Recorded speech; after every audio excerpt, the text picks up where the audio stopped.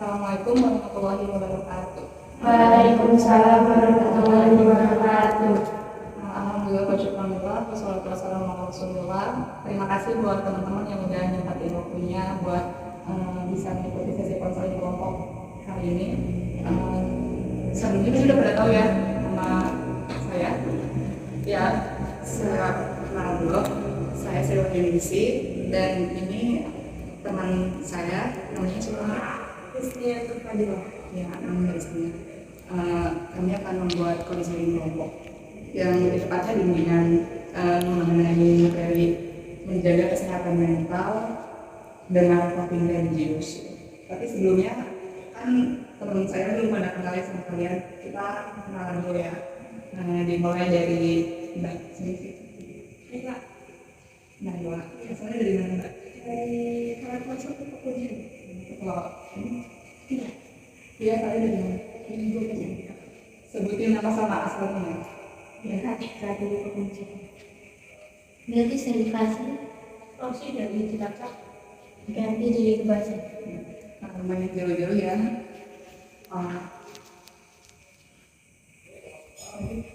Mulai ini biar tidak terlalu kaku ya, kita ice breaking dulu. Ice breakingnya pakai apa ya? Pakai pulpen aja ya. Jadi kita nyanyi lagu 1 ditambah 1, misalnya 1 ditambah 1 sama dengan 2 dan nah 2 itu kan genap. Kamu harus nyebutin kata-kata atau kalimat sampai minimal 3 kata ya. Kata-kata yang bisa memotivasi, teman-teman semua. Minimal 3 kata. Kalau 2 kan maksudnya genap. Kalau genap itu kamu sesuatu yang bisa bikin mental orang tuh sebenarnya apa sih gitu ya. Contohnya misalnya 1 ditambah 1 sama dengan 2, misalnya 2 bullying misalnya gitu. Terus kalau udah terkenal lagi apalagi nih tugas numpuk misalnya bikin mental jadi gak baik misalnya gitu, kamu sebutin aja. Tapi kalau misalnya kamu dapetnya ganjil, kamu harus sebutin apa yang bisa bikin kamu memotivasi. Enggak, misalnya ini jangan menyerah apa karena apa gitu misalnya, biar tetap semangat dan jangan menyerah misalnya gitu. Pokoknya kata-kata yang bisa memotivasi diri sendiri dan orang lain misalnya. Sekarang kita mau mulai dari mana nih? Oh iya, yang nggak bisa jawab dicoret pakai bedak ya. Misalnya hanya 2 kata, ini kan sebenarnya 3 kata ya, minimal 3 kata. Minimal kan 3 kata, kalau misalnya nggak bisa 3 kata, cuma 2 gitu, berarti di OS.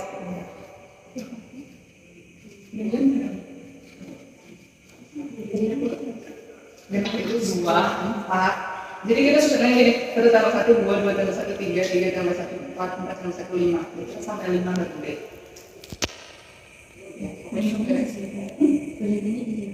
Ya, di siapa misalnya 1 ditambah 1 sama dengan 2. Nah, ini nyebutin sesuatu yang bikin apa namanya mental, apa disampaikan dari semuanya bisa memotivasi ya.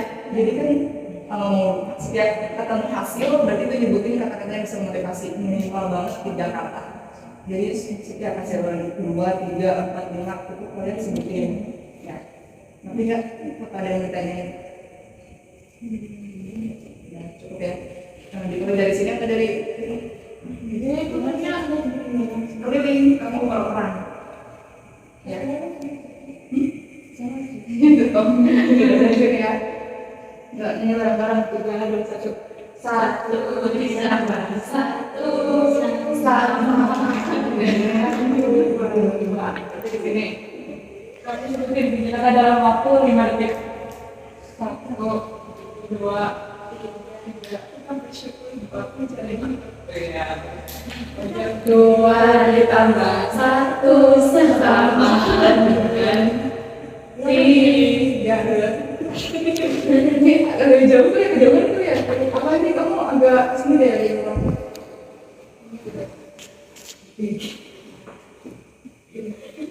Kamu juga.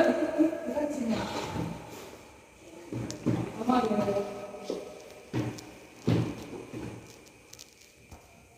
Ayo kamu tutup. 1, 2, 3. Ya. Tadi jam berapa? 3 ditambah 1 sama dengan empat nyebutin Apa ya? tiga satu dua Jangan pernah jangan pernah takut atas apa yang sudah dihadapi. aku juga jangan kamu tahu Apa yang sudah dihadapi? misalnya kamu ada berapa tuh Ya, masalah. ya Mari tambah satu sama dengan lima.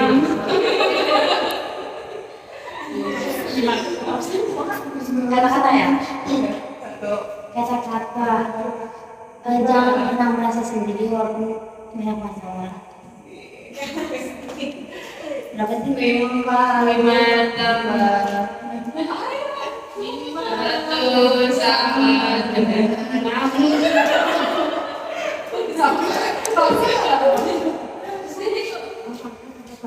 satu dua tiga Ini menyatukan. tiga lanjut lima ditambah satu Sama. lucu tadi kamu tadi ganggu kita paling berapa menit satu dua Bercanda.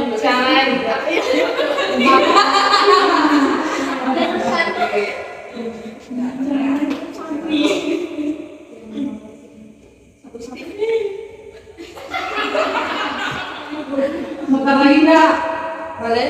nanti dong sampai nanti sampai 10 deh coba lagi sampai berapa tadi Enam ditambah satu sama dengan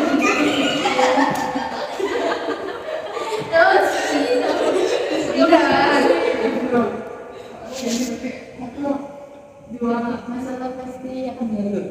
masalah Semalam ada bahasa yang berbeda. udah berarti udah cukup ya cuma 3.000 kenapa jadi korban udah lanjut sekarang kan saya akan memberikan materi mengenai menjaga kesehatan mental dengan coping religius jadi berarti kan bagaimana kita coping religius kita supaya kita menjaga sehat gitu ya. Sebelumnya saya mau tanya, kalau misalnya kalian dengar kata kesehatan mental, coba apa yang melintas di pikiran kalian? Mulai dari kamu? Apa sih ya? Kalian satu kali juga langsung muncul di hati ketika mendengar kata kesehatan mental ya. Apa yang muncul? Coba dari Kenti. Satu kata aja nggak apa-apa. Pikiran kamu mengenai kamu ketika mendengar kesehatan mental atau kesehatan tidak mendengar itu apa yang terlintas di pikiran kamu kesehatan mental itu gimana berhubungan dengan apa pokoknya yang terlintas Tekanan batin sih. Paling sering sih tekanan batin. perasaan apalagi psikologi bahagia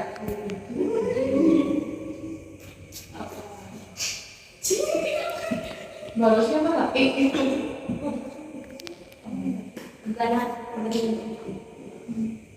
Benar.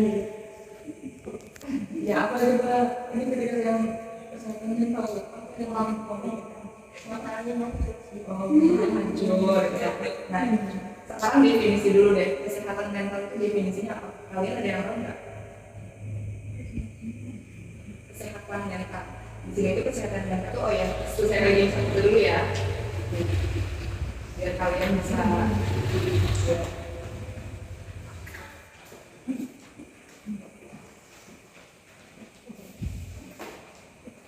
apa ini berdua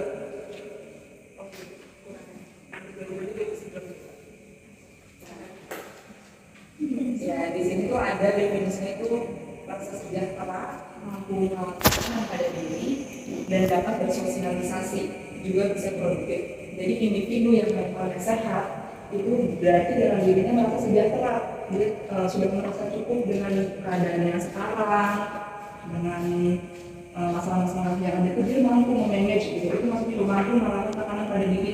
Padahal kan kalau seusia kita apalagi dari mahasiswa ini ya, kayak banyak tugas kayak gitu ya, terutama banyak tugas kayak ada yang orangnya terus-terusan kepikiran, jadi kadang-kadang kepikiran juga ya, itu bisa kalau orang yang mental sehat itu bisa melawan tekanan tersebut gitu. Jadi dia tidak merasa terbebani.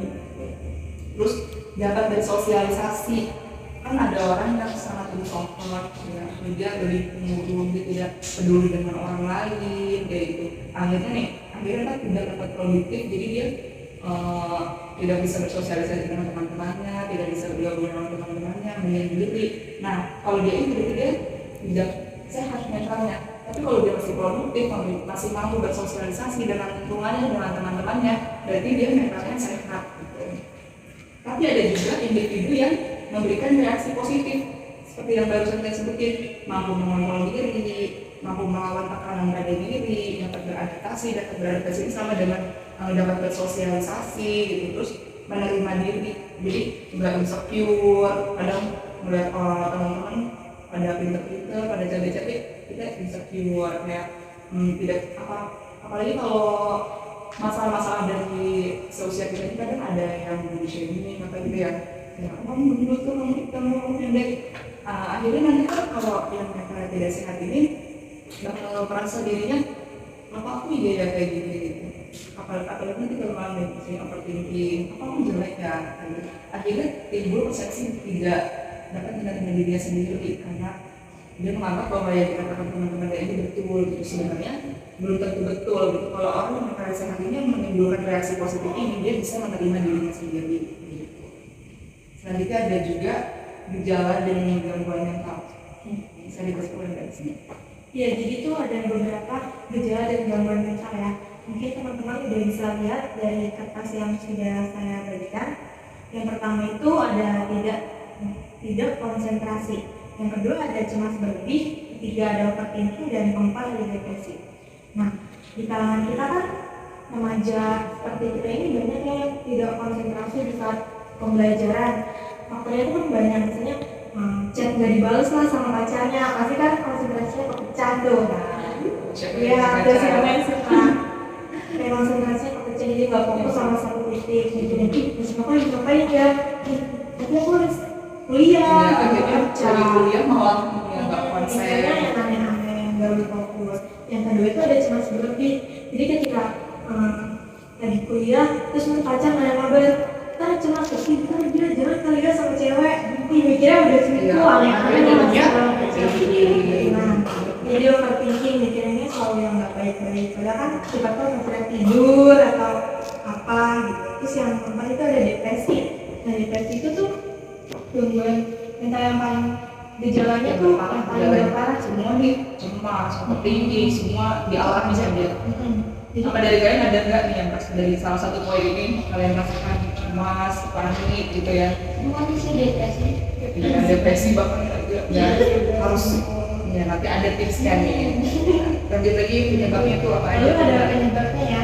Penyebabnya itu yang pertama tugas, yang kedua itu kehilangan, yang ketiga trauma, yang keempat itu pelecehan, dan yang kelima kekerasan. Nah, terkadang itu gejala gangguan mental itu disebabkan oleh tugas-tugas, misalnya tugas yang banyak, kadang kita bingung tugasnya. Tugasnya tuh bingung, susah banget ya, kadang malah bikin ribet diri sendiri, mikirnya tuh yang ada. Padahal kalau kita jalanin itu semua bisa selesai. Terus yang kedua itu kehilangan, bisa misalnya tuh kehilangan pacar, teman, pasti kan kita tuh kepikiran kayak orang tua bisa juga.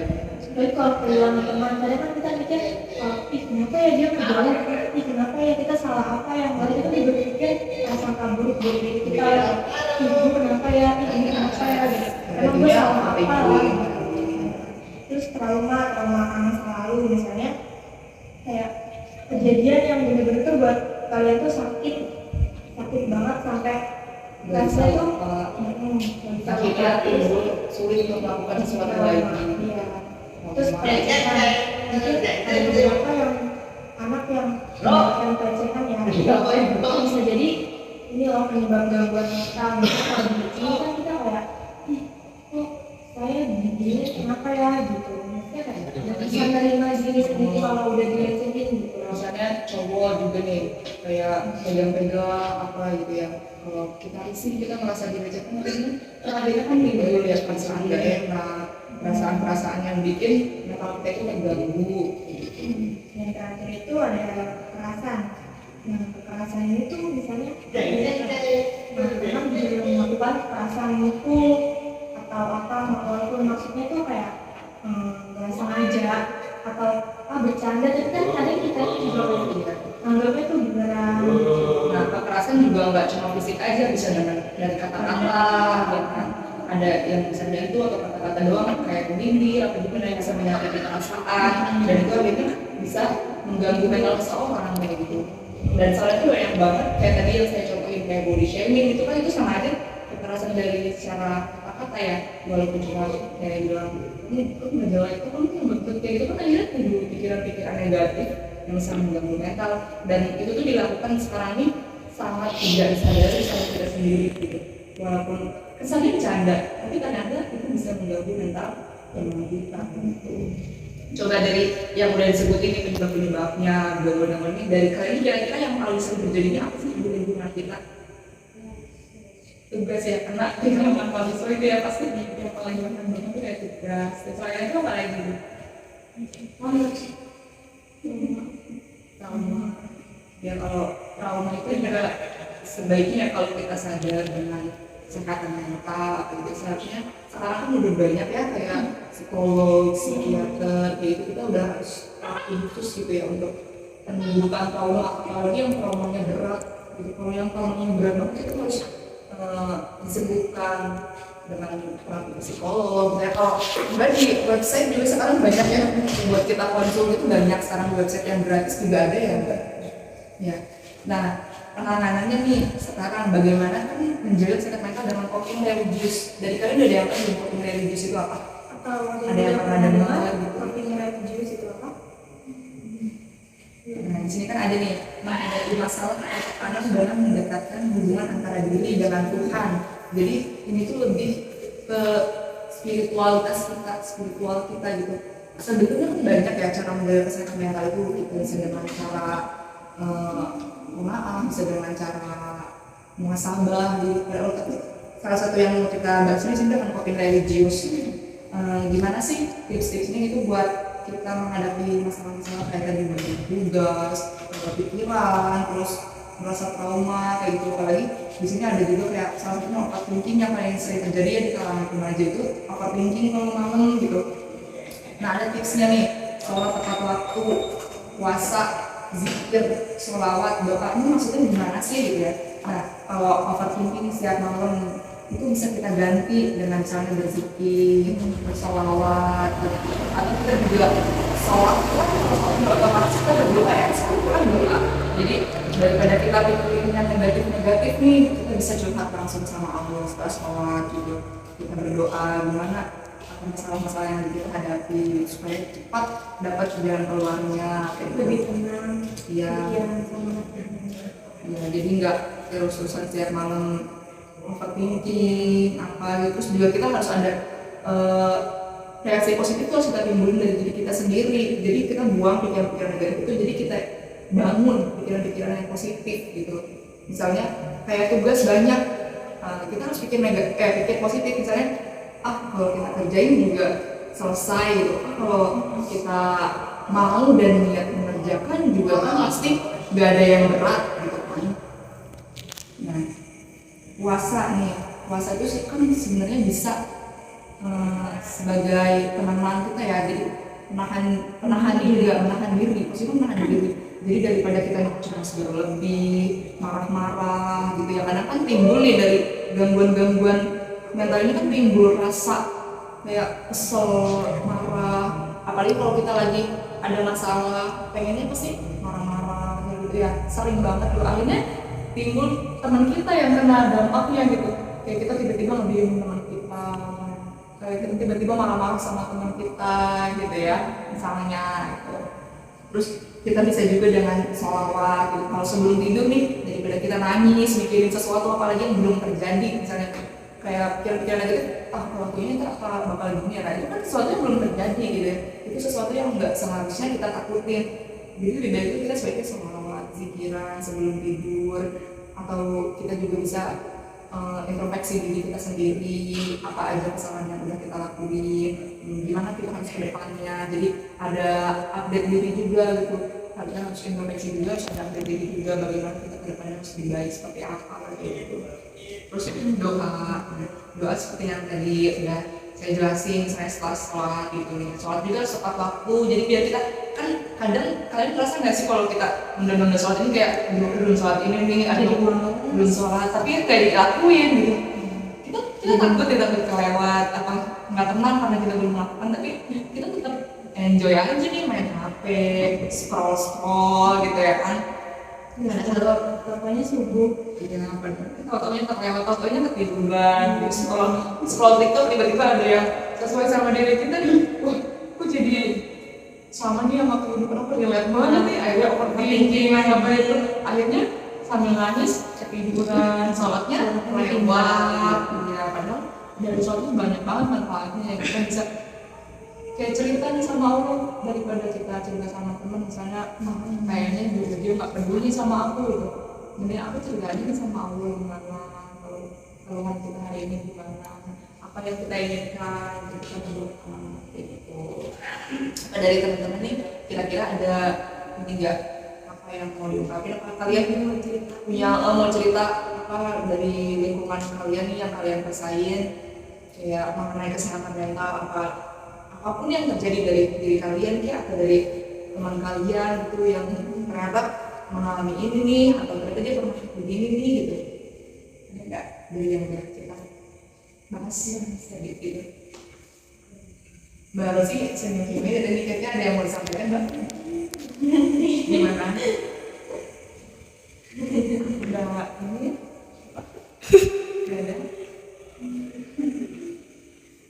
Coba dari yang udah kita bahas tuh, misalnya tidak konsentrasi, cemas, apakah dari kalian ada teman-teman kalian itu cemasnya ternyata berlebihan banget sampai dia melukai diri, sampai dia menyakiti diri sendiri. Kalian pernah dapet teman yang kayak gitu nggak? Nah, Gimana? yang pernah? diri sendiri. Iya, siapa itu? Apa dari kamu, apa dari teman kamu, apa ternyata sendiri gitu?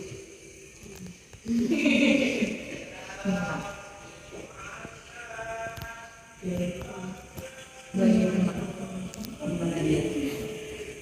Biasanya kenapa sih dia bisa melakukan itu tuh alasannya apa? Mungkin dia pernah cerita Pertama, dia itu apa ya, faktor politik.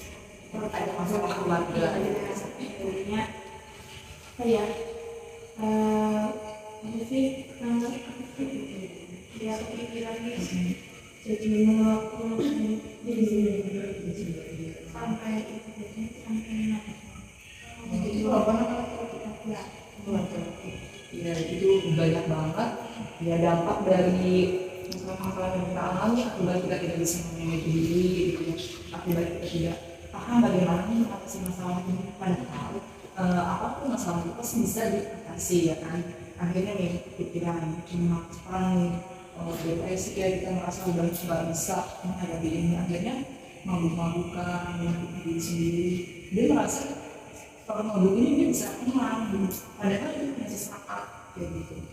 Jadi emang penting banget nih dari teman-teman itu kita harus paham bagaimana kita mengatur diri kita, bagaimana kita melampiaskan rasa lelah kita dari masalah-masalah kita gitu ya, karena nggak semuanya harus dengan cara menyakiti, apalagi menyakiti diri sendiri gitu. Ada lagi apa ya kasus-kasus dari teman-teman kalian yang lain gitu?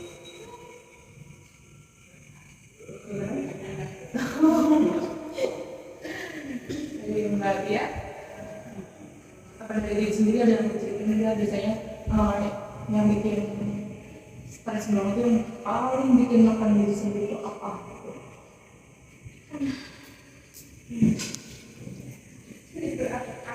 Sulit beradaptasi, misalnya gimana tuh? ya ada juga baru ya. Karena kan kita temenan, ya semua temenan bisa diajak buat berbicara. Nah itu cara mati sendiri gimana kita Ya. supaya kita itu bisa beradaptasi dengan baik. Gimana sih beradaptasi kita agar mudah ya? Karena kan salah satu kesehatan mental ini kan berarti seseorang dapat beradaptasi, bersosialisasi gitu ya. Kalau di lingkungan baru ya kita kan kadang sulit ya, kita nggak paham nih kira-kira orang ini bisa menerima kita apa enggak gitu. Nah juga kita harus paham dulu lingkungan kita harus tahu dulu kira-kira ini gimana ya gitu ya. Kalau dari sini kira-kira gimana coba nih maksudnya untuk bisa beradaptasi di lingkungan baru. Ya jadi kita harus mendekatkan diri kita juga sama yang lain gitu. Paham dulu teman-teman. Saya nih, saya nggak kenal sama dia. Saya tuh tiba-tiba mau curhat sama dia kan nggak mungkin juga ya tiba-tiba langsung curhat gitu. Tiba-tiba langsung kita mendekatkan dulu. Saya kenalan yang paling dasar kita harus tahu dulu nih kira-kira tinggalnya di mana, ambil jurusan apa sih kuliahnya misalnya. Jadi dari hal-hal yang sekarang dulu kalau sekiranya dia friendly nih, kalau dia bisa gitu berteman sama kita, dia bisa kayaknya dia bisa nih menerima kita, baru kita lebih ini lagi lebih mendekatkan lagi gitu. Akhirnya nanti kan kita kayak kamu mau kenal sama si Candy, ini gimana ya kira-kira bisa menerima aku nggak ya gitu ya. Kamu itu mendekatkan dulu sama Candy, ngobrol sedikit apa kamu main ke kamarnya Candy misalnya nih, Candy tuh lagi ngapain nih gitu saya. Aku boleh gabung nggak kayak gitu. Cerita sedikit dari hal-hal yang sepele aja dulu gitu. Akhirnya nanti kan Candy kan nggak sendiri di kamar, ada Rosi gitu. Akhirnya bisa juga nih mandi sama Rosi.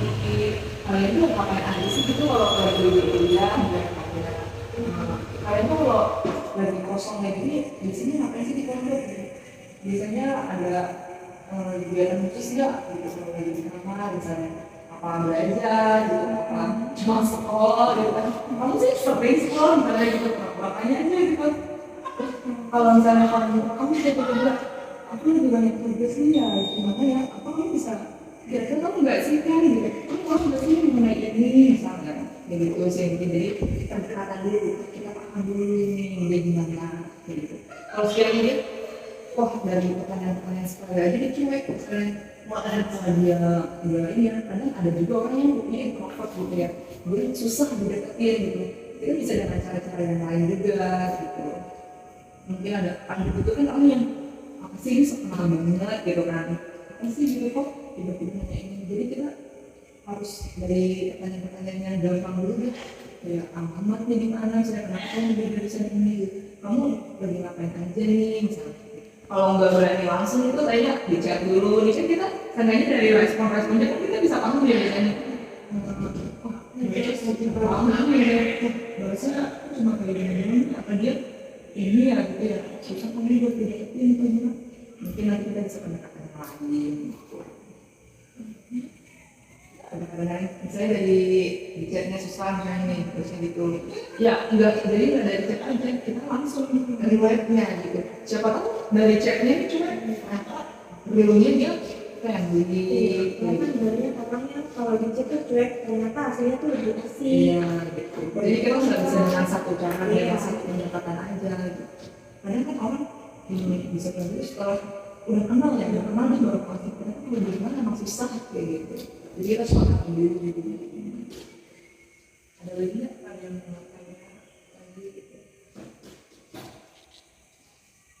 Baru sih, bagian itu ada masalah kayak lagi mikir sesuatu gitu ya. Mbak Belkis, ada yang ingin disampaikan sih? Biasanya cukup. Bagian itu udah. Ya jadi kesimpulannya gitu ya kita kesimpulannya nih kita harus pandai-pandai menjaga kesehatan mental kita. Nggak semuanya itu yang rutin, yang masalah itu tidak bisa selesai juga. Semua itu pasti ada jalannya, semua pasti bisa selesai. Kalau kita sekiranya butuh teman cerita ini kita harus punya bisa kita mencari siapa gitu. Atau orang yang bisa kita percaya gitu. Kira-kira siapa yang bisa menjadi pendekar kita? Yang kira-kira aman gitu kalau kita cerita sama dia, dan dia bisa kasih masukan buat kita juga gitu. Jadi kita nggak pegang sendirian, terus kita juga ini bisa menerapkan coping religius ini daripada kita overthinking, cemas. Jadi biar kita semuanya tahu gitu. Terus kita juga kalau benar-benar nggak punya teman cerita nih, awal tuh punya cerita yang paling baik gitu. Kita bisa sholat, bisa berdoa, bahkan bisa sholat tahajud mungkin gitu. Nah, baru sih coba satu kata dari yang udah kita bahas ini apa dari kesimpulannya? Ya, beberapa kata mungkin yang bisa disampaikan. Kira-kira kesimpulan dari pembahasan kita malam ini apa? Apa dari siapa dulu nih? Mbak Bilkis, kesimpulannya gimana? Jadi kesimpulannya tuh gini kan, ini kan tentang kesehatan mental ya. Jadi kamu dijelasin banget semuanya dari menangani dengan tugas, juga pelecehan, kekerasan, itu tuh intinya emang kita tuh harus menjaga kesehatan mental.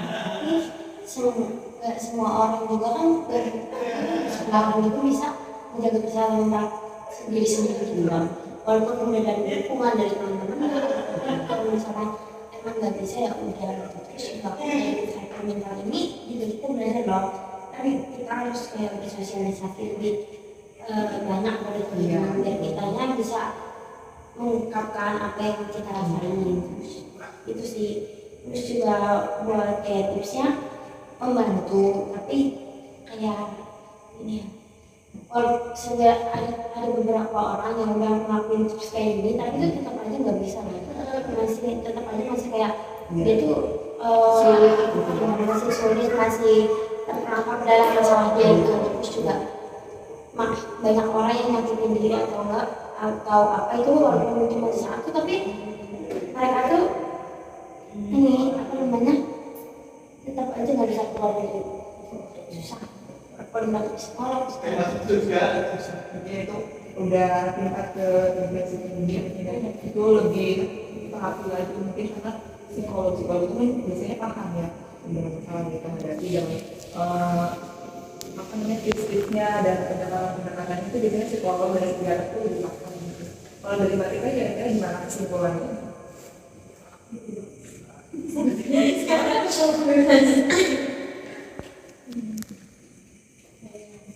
Dari yang Kesimpulannya intinya kita itu harus selalu berpikir positif dan harus bisa mengatur diri kita sendiri dalam menghadapi apapun dan jangan pernah merasa sendiri. Jadi ingat kita kata motivasi ada hal yang sedikit ya. Jadi kita harus bangun motivasi diri sendiri. Tapi selain ini memang banyak banget cara-cara yang bisa kita lakuin. Dengan kona'ah bisa, dengan muhasabah bisa. Kalau kona'ah kan kita berarti bisa menerima apa yang sedang kita alami sekarang gitu ya. Tapi bukan berarti kita tidak berusaha, bukan berarti kita dengan pasrah aja dalam masalah kita gitu. Kita juga harus berusaha gitu. Itu selain coping religius ini kan sebenarnya banyak sekali gitu. Cuma mungkin ini yang bisa saya jelasin dulu malam ini gitu ya. Jadi mungkin cukup ya dari pembahasan kita hari ini. Kalau misalnya ke depannya kalian butuh teman cerita, kalian konsul mengenai masalah kalian atau sesuatu, kalian bisa hubungi kita lagi, bisa hubungi saya gitu.